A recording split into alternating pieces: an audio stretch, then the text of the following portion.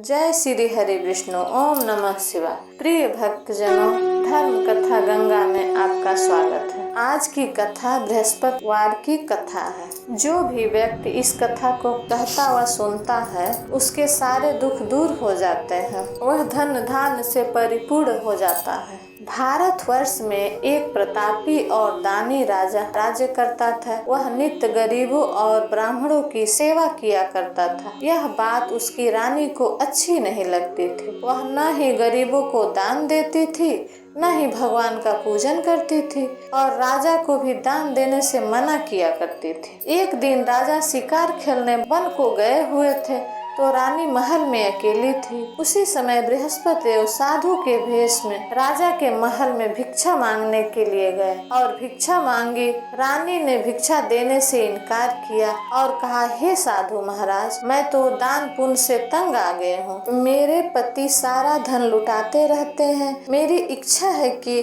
हमारा सारा धन नष्ट हो जाए, फिर न रहेगा बांस न बजेगी बांसुरी। साधु ने कहा, देवी तुम तो बड़ी विचित्र हो। धन संतान तो सभी चाहते हैं, पुत्र और लक्ष्मी तो पापी के घर में भी होनी चाहिए। यदि तुम्हारे पास अधिक धन है तो भूखों को भोजन दो, प्यासों के लिए कुआं खोदवाओ और मुसाफिरों के लिए धर्मशाला खोलवाओ। जो निर्धन अपनी कुंवारी कन्याओं का विवाह नहीं कर सकते उनका विवाह करा दो। ऐसा और कई काम हैं जिनके करने से तुम्हारा यश परलोक में फैलेगा। परंतु रानी पर उपदेश का कोई प्रभाव न पड़ा। वह बोली, महाराज आप मुझे कुछ न समझाइए। मैं ऐसा धन नहीं चाहती जो हर जगह बांटती फिरूं। साधु ने उत्तर दिया, अगर तुम्हारी ऐसी इच्छा है तो ऐसा ही होगा। तुम ऐसा करना कि बृहस्पतिवार को घर लीप कर पीली मिट्टी से अपना सिर धोकर स्नान करना, भट्ठी चढ़ाकर कपड़े धोना।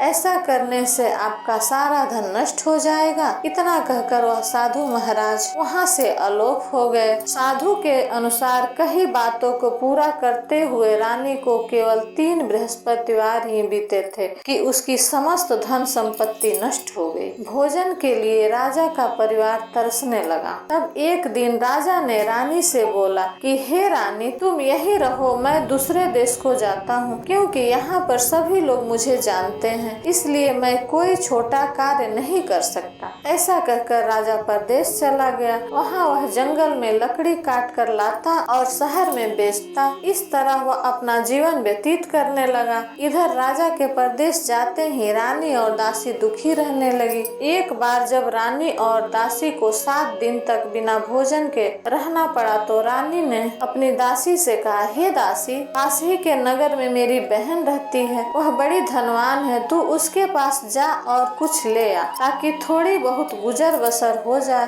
दासी रानी की बहन के पास गई। उस दिन गुरुवार था और रानी की बहन उस समय बृहस्पतिवार व्रत की कथा सुन रही थी। दासी ने रानी की बहन को अपनी रानी का संदेश दिया, लेकिन रानी की बड़ी बहन ने कोई उत्तर नहीं दिया। जब दासी को रानी की बहन से कोई उत्तर नहीं मिला तो वह बहुत दुखी हुई और उसे क्रोध भी आया। दासी ने वापस आकर रानी को सारी बात बता दी। सुनकर रानी ने अपने भाग्य को कोसा। उधर रानी की बहन ने सोचा कि मेरी बहन की दासी आई थी परंतु मैं उससे नहीं बोली, इससे वह बहुत दुखी हुई होगी। कथा सुनकर वह पूजा समाप्त करके अपनी बहन के घर आई और कहने लगी, हे बहन, मैं बृहस्पतिवार की कथा सुन रही थी। तुम्हारी दासी मेरे घर आई थी परंतु जब तक कथा होती है तब तक न उठते हैं और न ही बोलते हैं, इसलिए मैं नहीं बोली। कहो दासी क्यों गई थी? रानी बोली, बहन तुमसे क्या छुपाऊं, हमारे घर में खाने तक का अनाज नहीं था। ऐसा कहते कहते रानी की आंखें भर आई। उसने दासी समेत पिछले 7 दिनों से भूखे रहने तक की बात अपनी बहन को विस्तार पूर्वक सुना दी। रानी की बहन बोली, देखो बहन, भगवान बृहस्पति देव सबकी मनोकामना पूर्ण करते हैं। देखो शायद तुम्हारे घर में अनाज रखा हो। पहले तो रानी को विश्वास नहीं हुआ, पर बहन के आग्रह करने पर उसने अपनी दासी को अंदर अंदर भेजा तो उसे सचमुच अनाज से भरा एक घड़ा मिल गया। यह देखकर दासी को बड़ी हैरानी हुई।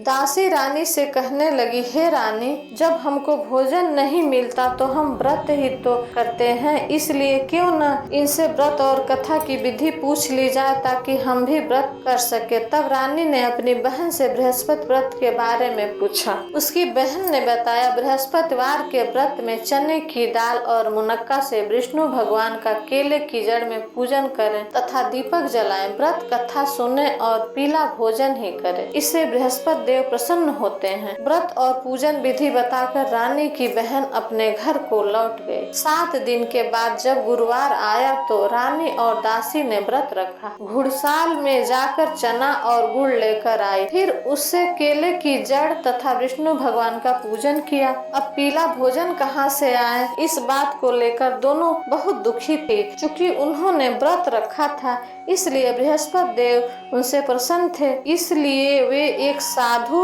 व्यक्ति का रूप धारण कर 2 थालों में सुंदर पीला भोजन दासी को दे गए। भोजन पाकर दासी प्रसन्न हुई और फिर रानी के साथ भोजन ग्रहण किया। उसके बाद वे सभी गुरुवार को व्रत और पूजन करने लगे। बृहस्पति भगवान की कृपा से उनके पास फिर से धन संपत्ति आ गई, परंतु फिर से रानी पहले की तरह आलस करने लगी। तब दासी बोली, देखो रानी, तुम पहले भी इस प्रकार आलस करती थी, तुम्हें धन रखने से कष्ट होता था, इस कारण पूरा धन नष्ट हो गया।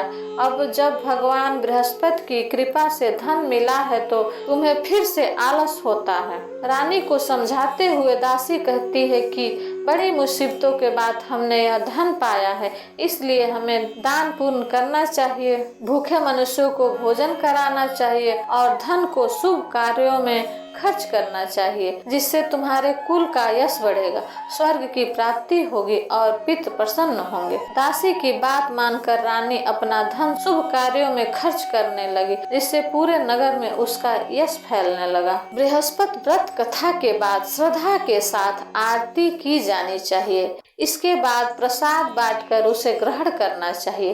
एक दिन राजा दुखी होकर जंगल में एक पेड़ के नीचे आसन जमाकर बैठ गया। वह अपनी दशा को याद करके व्याकुल होने लगा। बृहस्पतिवार का दिन था। एकाएक उसने देखा कि निर्जन वन में एक साधु प्रकट हुआ। वह साधु के वेश में स्वयं बृहस्पति देवता थे। लकड़हारे के सामने आकर बोले, हे लकड़हारे, इस सुनसान जंगल में तू चिंता मग्न क्यों बैठा है? लकड़हारे ने दोनों हाथ जोड़कर प्रणाम किया और उत्तर दिया, महात्मा जी, आप सब कुछ जानते हैं, मैं क्या कहूँ? यह कहकर रोने लगा और साधु को अपनी आत्मकथा सुनाई। महात्मा जी ने कहा, तुम्हारी स्त्री ने बृहस्पति के दिन बृहस्पति भगवान का निरादर किया था, जिसके कारण रुष्ट होकर तुम्हारी यह दशा कर दी। अब तुम चिंता को दूर करके मेरे कहने पर चलो, तुम्हारे सब कष्ट दूर हो जाएंगे और भगवान पहले से भी अधिक संपत्ति देंगे। तुम बृहस्पति के दिन कथा किया करो, 2 पैसे के चने गुड़ मुनक्का लाकर उसका प्रसाद बनाओ और शुद्ध जल से लोटे में शक्कर मिलाकर अमृत तैयार करो।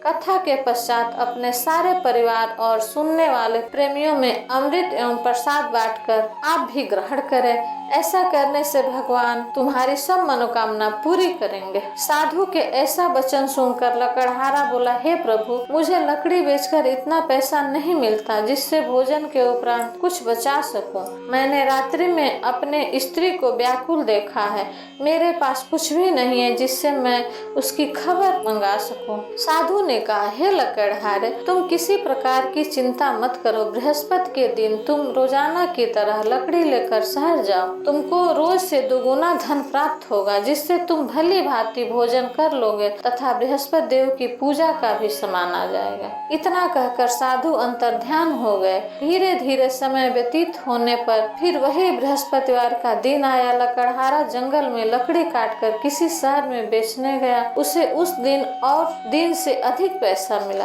राजा ने चना गुड़ आदि लाकर गुरुवार का व्रत किया। उस दिन से उसके सभी क्लेश दूर हो गए। परंतु जब दोबारा गुरुवार का दिन आया तो बृहस्पतिवार का व्रत करना भूल गया। इस कारण बृहस्पति भगवान नाराज हो गए। उस दिन उस नगर के राजा ने विशाल यज्ञ आयोजन किया तथा शहर में यह घोषणा करा दी कि कोई भी मनुष्य अपने घर में भोजन न बनावे, न आग जलावे। समस्त जनता मेरे यहाँ भोजन करने आवे। इस आज्ञा को जो न मानेगा उसे फांसी की सजा दी जाएगी। इस तरह की घोषणा संपूर्ण नगर में करवा दी गई। राजा की आज्ञा अनुसार शहर के सभी लोग भोजन करने गए, लेकिन लकड़हारा कुछ देर में पहुंचा, इसलिए राजा उसको अपने साथ घर ले गए और ले जाकर भोजन करा रहे थे तो रानी की दृष्टि उस खूंटी पर पड़ी जिस पर उसका हार लटका हुआ था। वह वहां दिखाई नहीं दी।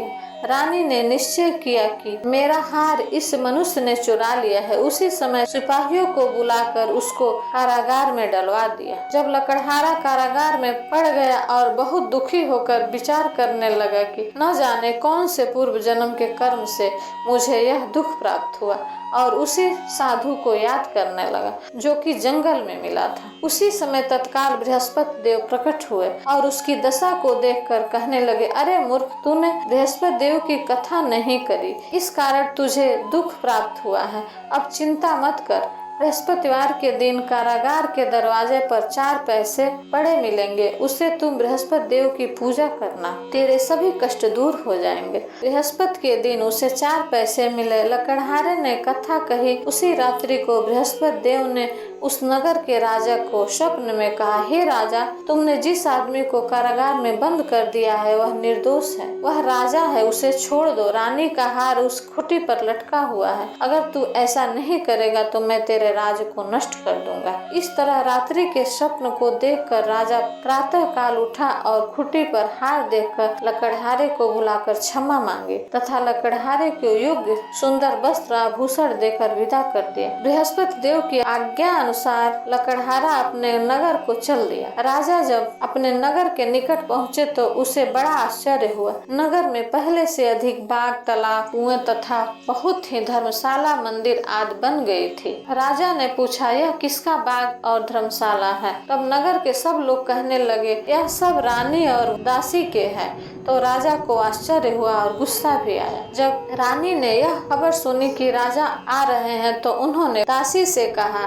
कि हे दासी, देख राजा हमको कितनी बुरी हालत में छोड़ गए थे। हमारी ऐसे हालत को देखकर वह लौट न जा, इसलिए तू दरवाजे पर खड़ी हो जा। आज्ञा अनुसार दासी दरवाजे पर खड़ी हो गई। राजा आए तो उन्हें अपने साथ लाई। तब राजा ने क्रोध करके अपनी रानी से पूछा कि यह धन तुम्हें कैसे प्राप्त हुआ है? तब उन्होंने कहा, हमें यह सब धन बृहस्पति देव के व्रत के प्रभाव से प्राप्त हुआ है। राजा ने निश्चय किया कि 7 रोज बाद तो सभी बृहस्पति देव का पूजन करते हैं, परंतु मैं दिन में 3 बार कहानी तथा रोज व्रत किया करूंगा। अब हर समय राजा के दुपट्टे में चने की दाल बधी रहती तथा दिन में 3 बार कहानी कहता। एक रोज राजा ने विचार किया कि चलो अपनी बहन के यहाँ से हो आवे। इस तरह निश्चय कर राजा घोड़े पर सवार होकर अपनी बहन के यहाँ जाने लगे। मार्ग में उसने देखा कि कुछ आदमी एक मुर्दे को लिए जा रहे थे। उन्हें रोककर राजा कहने लगा, अरे भाइयों, मेरी बृहस्पतिवार की कथा सुन लो। वे बोले, लो हमारा तो आदमी मर गया है, इसको अपनी कथा की पड़ी है। परंतु कुछ आदमी बोले, अच्छा कहो, हम तुम्हारी कथा भी सुनेंगे। राजा ने चने की दाल निकाली और जब कथा आधी हुई तब मुर्दा हिलने लगा और जब कथा समाप्त हो गई तो राम राम करके मनुष्य उठकर खड़ा हो गया। आगे मार्ग में उसे एक किसान खेत में हल चलाता मिला। राजा ने उसे देखा और उससे बोले, अरे भाई, तुम मेरी बृहस्पतिवार की कथा सुन लो। किसान बोला, जब तक मैं तेरी कथा सुनूंगा तब तक 4 हरैया जोत लूंगा। जा अपनी कथा किसी और को सुनाना। इस तरह राजा आगे चलने लगा। राजा के हटते ही बैल पछाड़ खाकर गिर गया तथा किसान के पेट में बड़ी जोर से दर्द होने लगा। उस समय उसकी माँ रोटी लेकर आई। उसने जब यह देखा तो अपने पुत्र से सब हाल पूछा और बेटे ने सभी हाल कह दिया। तो बुढ़िया दौड़ी दौड़ी उस घुड़सवार के पास गई और उससे बोली कि मैं तेरी कथा सुनूंगी, तू अपनी कथा मेरे खेत पर चलकर ही कहना। राजा ने बुढ़िया के खेत पर जाकर कथा कही, जिसके सुनते ही वह बैल उठ खड़ा हुए तथा किसान के पेट का दर्द बंद हो गया। राजा अपनी बहन के घर पहुंचा।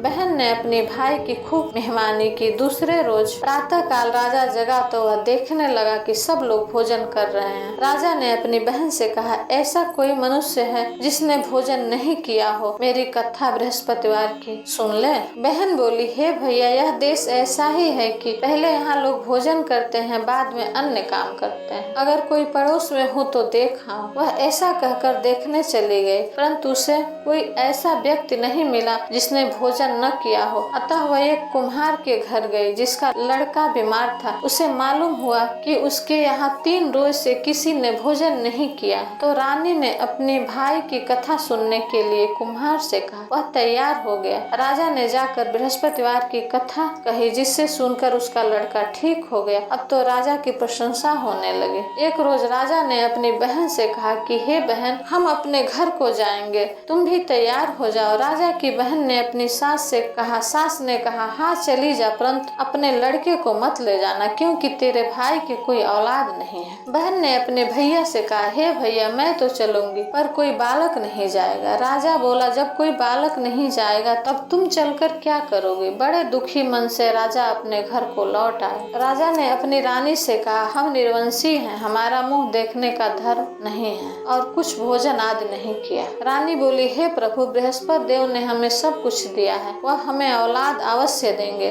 उसी रात को बृहस्पति देव ने राजा से स्वप्न में कहा, हे राजा, उठ, सभी सोच त्याग दे, तेरी रानी गर्भ से है। राजा को यह बात सुनकर बड़ी खुशी हुई। 9वें महीने में रानी के गर्भ से एक सुंदर पुत्र पैदा हुआ। तब राजा बोला, हे रानी, स्त्री बिना भोजन के रह सकती है, परंतु बिना कहे नहीं रह सकती है। जब मेरी बहन आवे तो तुम उससे कुछ कहना मत। रानी ने सुनकर हाँ कर दिया। जब राजा की बहन ने यह शुभ समाचार सुना तो वह बहुत खुश हुई तथा बधाई लेकर अपने भाई के यहाँ आई। तब रानी ने कहा, घोड़ा चढ़कर तो नहीं आई, गधा चढ़ी आई। राजा की बहन बोली, भाभी, मैं इस प्रकार न कहती तो तुम्हें औलाद कैसे मिलता। बृहस्पति देव ऐसे ही है, जैसे जिसके मन में मनोकामना है सभी को पूर्ण करते हैं। जो सद्भावना पूर्वक बृहस्पतिवार का व्रत करता है, कथा पढ़ता है अथवा सुनता है, दूसरे को सुनाता है, बृहस्पति देव उसकी सभी मनोकामना पूर्ण करते हैं। बोलिए बृहस्पति भगवान की जय।